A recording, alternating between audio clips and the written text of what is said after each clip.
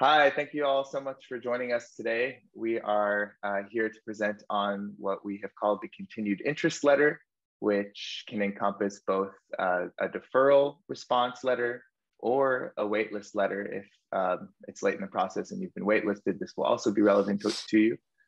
I'm here with my colleague, Eric Harter. Hello, everyone. We're excited to present on this today for you. Today, we're going to present on the background of why you would need a continued interest letter. We're going to cover the contents of the ideal letter.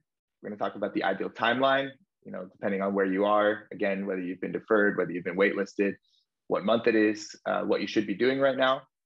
We'll cover an example, a particular letter that we thought was quite good and stood a chance of success. We'll talk about waitlist letters in a little bit more depth. What differentiates a waitlist letter from a deferral letter? This is a major piece of the process that oftentimes seniors can overlook, especially after they hit the submit button. That always feels like, you know what, now I'm done, especially when you finish up with the regular decision. You're like, all right, now I can kick back and just wait for the acceptances to roll in. Unfortunately, that's just not the case. So many schools now are deferring at a much higher rate. Deferral just means they take you from you've applied early action, and now they're moving you from the early round and putting you in the regular round. Schools have a lot of different reasons for doing this. This could be that they're protecting their yield, that maybe they thought that you applied early decision. So then maybe they're just not wanting to give you a spot yet.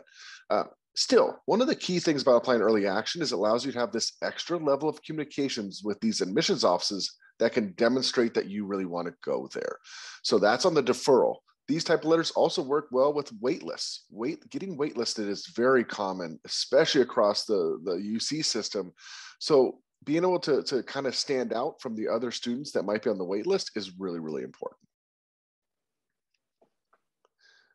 Eric, could you talk a little more about that yield issue and what that might mean for students who applied early decision? Definitely. So yield rates are probably one of the most important pieces for individual colleges, especially the private colleges. They want every acceptance they give, they want the student to accept their acceptance and enroll at their school. So when a kid applies early decision, they know that that kid is really, really interested in their school. They're bound contractually to go. Now, early action, they still get to apply early, but they don't have that bound component, which means that that school doesn't know if you're their number one choice or not. So in the end, they will defer you to the regular round because they're trying to gather more information, especially if there's an early action that comes out before some early decisions.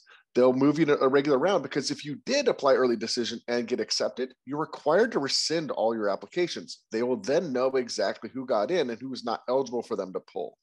So you'll see in your early action, you will get deferred quite a bit. And that's typical. Now, I know it kind of makes sense. Well, then maybe just apply a regular decision if you're going to get deferred. Well, this whole entire webinar is based around this continued interest letter. Having this ability to have multiple interactions with the admissions office before they make a final decision is a big advantage versus a student that applied regular decision and they only see that application once. Now they have multiple touch points. It's going to give you a little bit of an edge. Is there any school in particular that you think of when you think of, oh, this school is going to defer a whole bunch of people?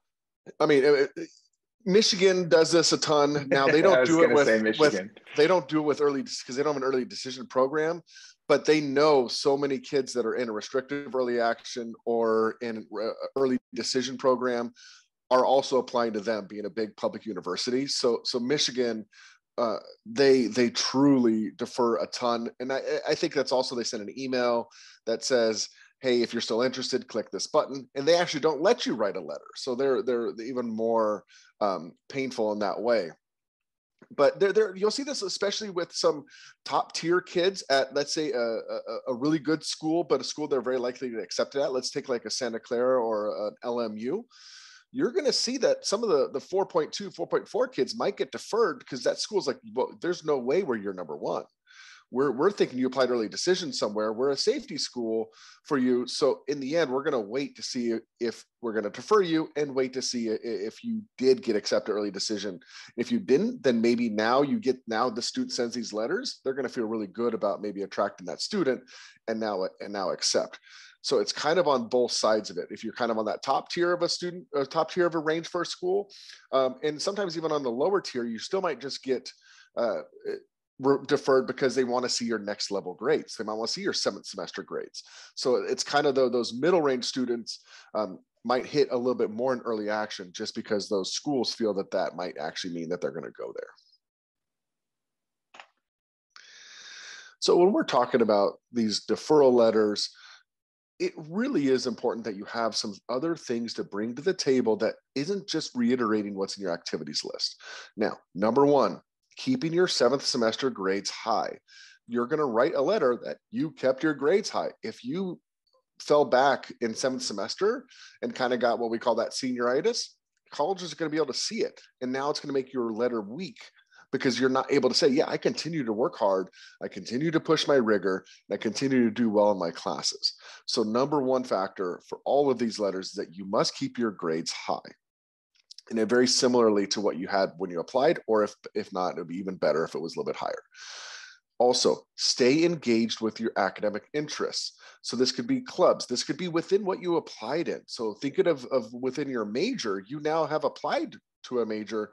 What interests, especially on the academic side, are lining up with that major that you decided? We want to kind of continue to show that growth and show that interest and pursuit of that major, so that we continue to show schools, this is who we are and this is why you want to accept me. One of the big pieces that it's really hard when you're a senior is to find that new activity. This does not need to be something that is major, but it needs to show that when you're writing this letter, they're going to say, what's new that you've brought since applying? So finding something that can be an activity or something that just allows you to differentiate from your activities list will be really, really important. And that could be finding an internship. That could be volunteering at something that maybe lines up with your major. Career exploration projects. So maybe that's using LinkedIn, or maybe just randomly sending emails to different companies that are in the kind of the field of your major and just asking questions. And then kind of demonstrating that on your interest letter that you're really out there looking to build your network with those that are in your major, because this is what you're really, really passionate about. Colleges want to see that. They want to see that you do have your interest and that you're pursuing it. Now, if you're undeclared, oh, what am I going to do? I don't have a specific interest. Well, guess what? You can still career explore using a variety of interests, checking with a variety of professionals, asking a variety of companies different questions. So don't feel like you have to have your major, if you're undeclared, that you're not able to do anything with this. Absolutely you are. It's think of something outside the box that can help you. And lastly, we recommend on the end of your letter is reiterating your desire to go to that school. This is one of the few times that you really get to tell a school how much you want to go, and you're not bound to go. Your words aren't binding. So you're really able to show schools, you're my number one, and I really want to attend. That willing to commit, that willing to want to go there will help every student that's in that deferral process that's been moved to regular decision. Thank you. Okay, so I'm going to cover these couple of pieces of information. Great. This is about where you are in the process and what you should be doing. So some of those things that Eric just mentioned, in November and December, you're going to be doing those things. You're going to be learning a new skill or finding a way to serve your community. You're going to be trying to keep those grades up or push them higher than they've ever been, or exploring a project in your major field. So all that stuff that Eric just mentioned. We know it's super hard to think about this stuff right after you've submitted. You feel like you're at the finish line, ready for your victory lap, but you've got to stay on this, because the reality is, especially at select schools that we mentioned previously, this is going to happen. You're going to get deferred.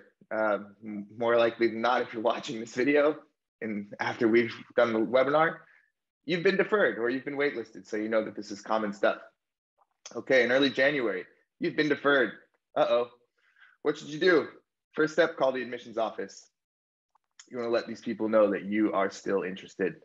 Second thing you want to do is ask your guidance counselor to call, both to support you and to find out why you were deferred. Was anything missing? Was it one particular year that you could maybe explain away in your deferral letter that you write? Was it because the school had a huge rise in applicants and the yield question started to come up? So your school going to bat for you and trying to answer these questions for you with a phone call would do you a lot of good. So hopefully you have a close relationship with your guidance counselor or feel comfortable asking them to do that. We did mention this just now, but let them know you're still interested when you make the call to the school, and do whatever you need to do in the portal or with any forms to keep your candidacy alive.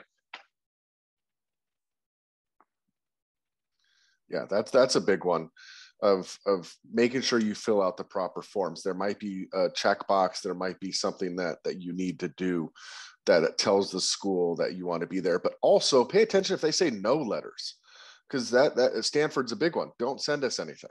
And we want to make sure that overall we're not going against what they want us to do, because that will also look poor and could reduce your chances. So in the end, pay attention to what they're asking you to do. If they say nothing about not getting a letter, you're more than welcome to send that continued interest letter.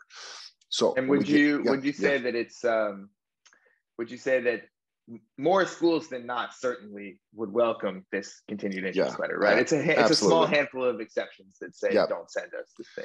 And they'll make it very clear when they don't want anything extra. And that is a very small few. The vast majority are wanting to get these letters. And it's always curious how many kids actually end up writing them. I mean, I think a lot of kids might just take their deferral and not necessarily do this process of reaching out to that admissions officer and connecting with them and demonstrating you still want to go there, and getting information about what happened, and maybe it was just a tough year for the school, or that just they had to take a smaller class. There's so many of these factors that are just out of your control. So some kids probably don't do that, and that might not set them up as much as it is for you. When we get into second semester, I mean, you hear all of high school is focus on your grades. Again, you have to have your grades roughly similar to what you applied with, and this is for your final 8th semester. When you decide where you want to go and you put in your enrollment deposit, your counselor sends that official final transcript, and if something major has changed, that could put your acceptance in jeopardy. So in the end, keep your grades high, continue to work hard. I know, especially in 8th semester, it could get a little more difficult, but in the end, it's still really, really important. If you can find awards to win or competitions to enter, that could be something that's really interesting that you can add on, especially saying that I'm going for this. Let's say it's a deferral letter that it's before you'd really get into, let's say, a competition season or anything like that. You can tell them, I am working on this project and I'll have the finale or that competition will happen in March. Now they see that you're continuing to push and get a little bit better. Once your first semester grades are final, so sometimes schools do this a couple days after finals in December. Other ones might wait until you come back to school in the new year. This is the time, once they're out, is to write your deferral letter. This usually means the first couple weeks of January tend to be the right time to really work on this letter. On this letter, you include your grades, scores, awards, prizes, anything that is new. We really aren't having to address anything that is old. You've already done that on your application. Third piece, we need to talk about why we want to go there. And it's hard. You might be writing 5 or 6 of these letters. So it's one of those that it kind of feels like, well, I'm telling every school they're my first choice. But in the end, if they do accept you, they might be your first choice.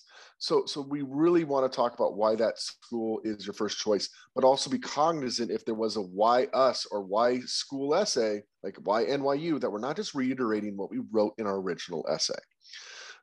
Also, if you could figure out something that you would add to that campus, maybe it's a club that you're interested in joining or something that you could bring to the table, that makes you really attractive to that school, because now you're thinking outside that box so much more, and it can be a really, really interesting piece.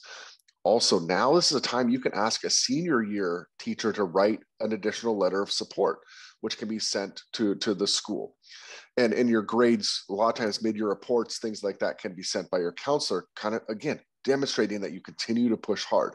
But having a senior year teacher, now they know you as a senior, they've had you for a semester, they know what you bring to the table, and now they're willing to write you a letter. Again, makes these schools know that you're continuing to try and find a way to be accepted by them. And that is the key. I'm just imagining if I were an admissions officer and there was a student that had been deferred, and I got a letter very strongly advocating for this student from a senior year teacher. I think I would be pretty moved. I think it would sway me. Absolutely, especially when they've reached out and asked if there was anything that they needed, or it just shows that you're willing to go the extra mile. And if a school again feels that they can accept you and you're going to go, they're more likely to give you that spot. March. This is kind of when you're starting to get some acceptances. So right around the early part of March is call that officer again. And I know this is where we kind of talk about not being a pest, but just call them, hey, is there anything else you need? Did you get my letter? And again, stress that this school is my number one. I would love to be accepted. And if there's anything else that you've accomplished, that's another time that you can just tell them on the phone real quick. Again, these conversations with the admissions offices are 2 to 3 minutes long. They don't need to be something you're having a big, long conversation. It's just demonstrating that you're interested in continuing to go.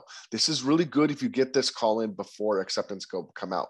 A lot of times schools are kind of quiet, but as they get closer to that release date, it can be found on Twitter or different places that maybe they're going to release their decisions. We want these calls to go in, but before those decisions happen. So usually a lot of decisions are happening in the middle of March. So this could be like an early March call, and it's just a quick call. Sometimes you're just leaving a voicemail, and that's okay too. It's just continuing to press and demonstrate this is where we want to go.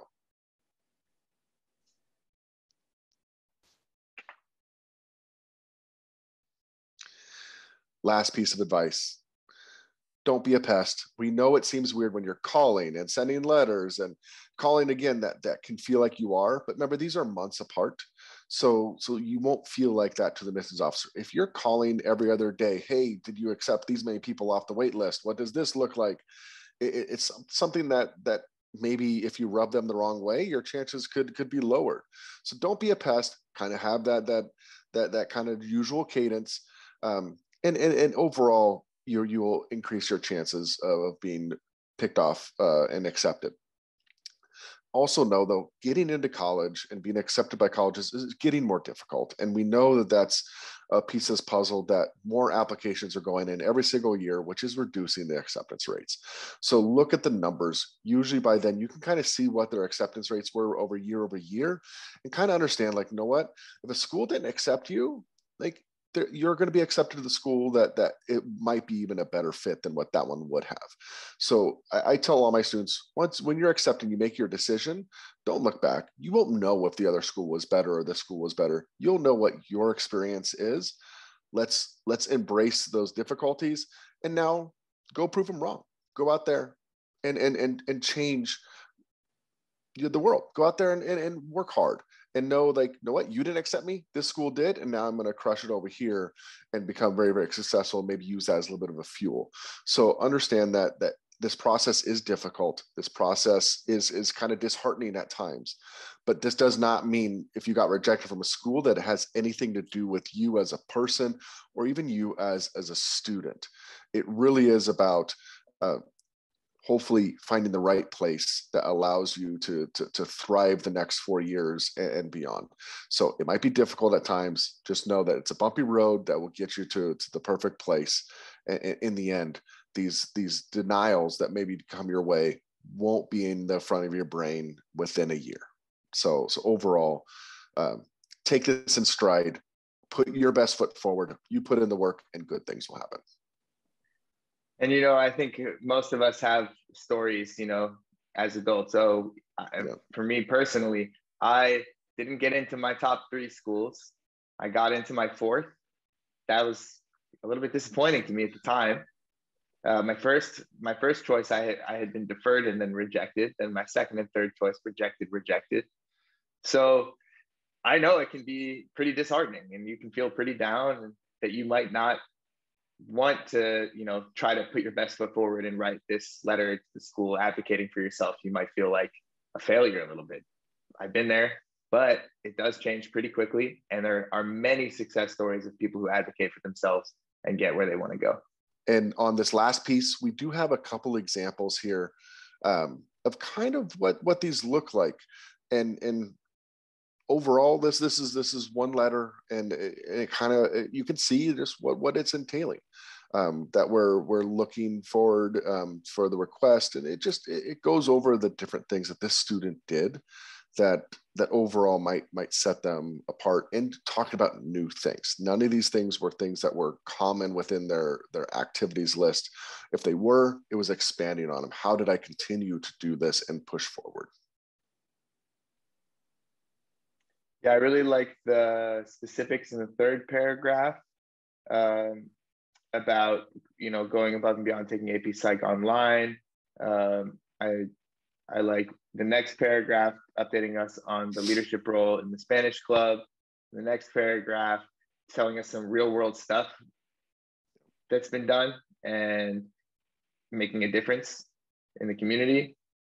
And then those last couple of paragraphs are about why the student is looking forward to going to, in this case, Harvard, and Yep. what they can bring to the community. So it sort of does a lot of what we've asked students writing these letters to do.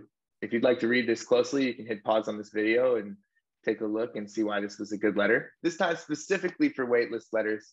So the first one, as we've reiterated several times, don't panic. Everything's going to work out fine for you. We feel pretty confident in saying that.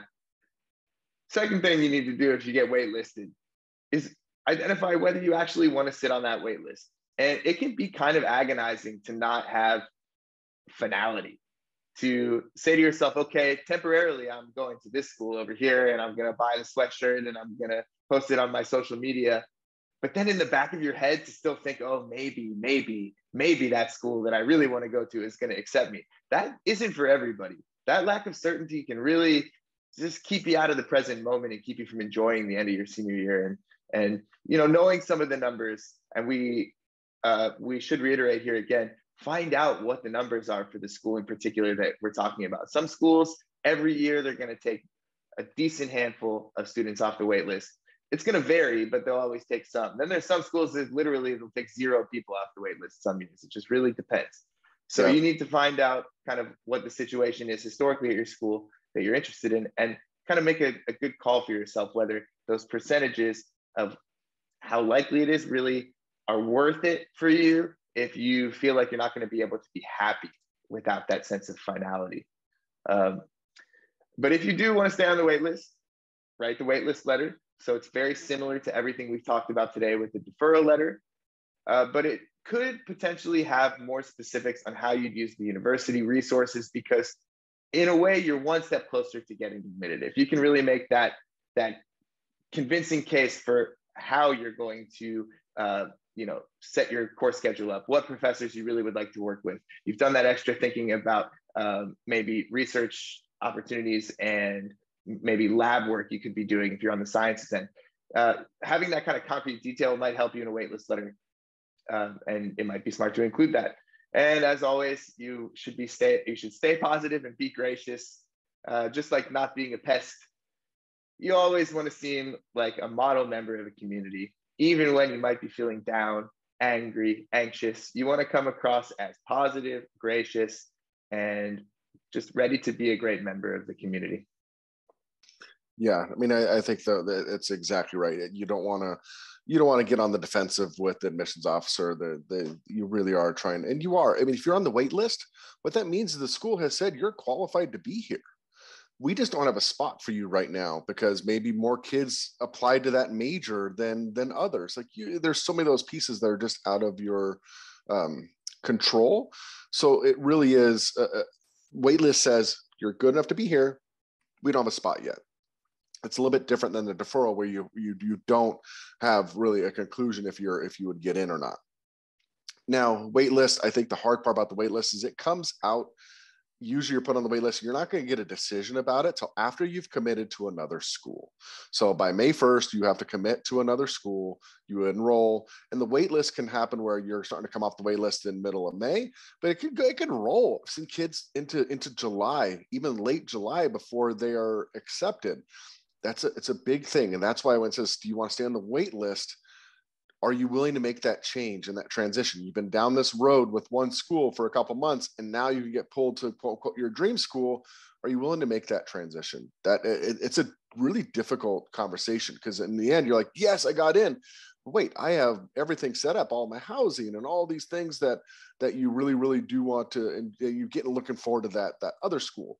So being kind of cognizant of that and understand the cadence of this. You just when the wait lists come out and when you could be accepted are so different. And the other part of it is a lot of times you're not knowing if you're just not accepted off the wait list. A lot of times they're not telling you. So you just are kind of in the gray until you receive the email or acceptance letter that says that you've been accepted. So it is a little more trying, a little more kind of anxiety provoking on the length of it.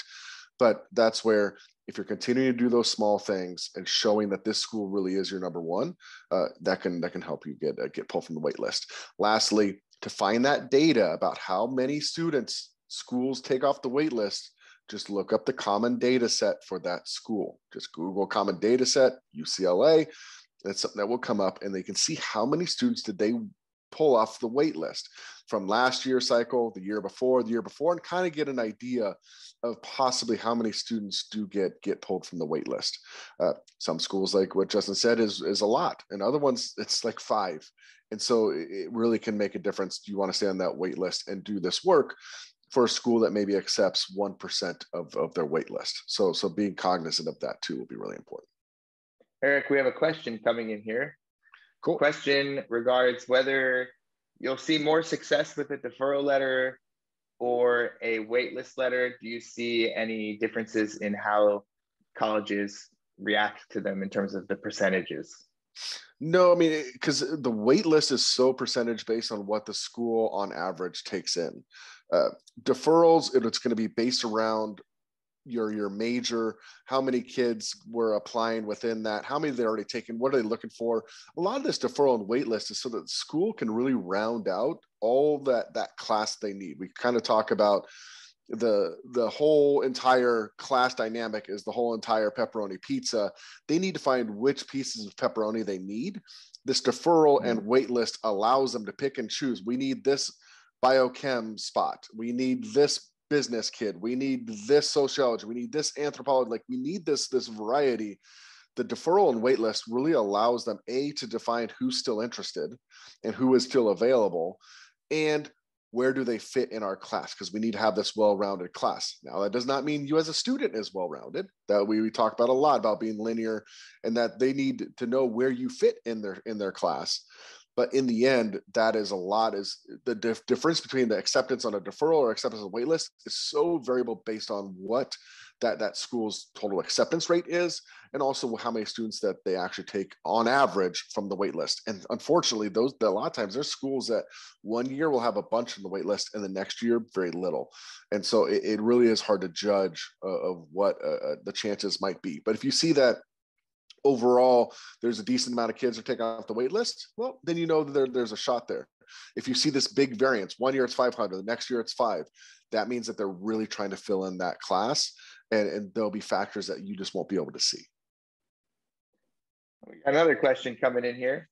The question is whether a student who is in dance or in art, if they've got a new video of a performance or a new piece that they can add to their portfolio, should they be sending that into the colleges if they've been deferred or waitlisted? I mean, so it depends. Some admissions officers might not want it. That would be a great question that when you call. So if it's for a deferral letter, maybe your last call is in March, ask them that, hey, I have a performance coming up. I have this coming up that might show within my major or something that's a little bit more, and ask if they want me to send it.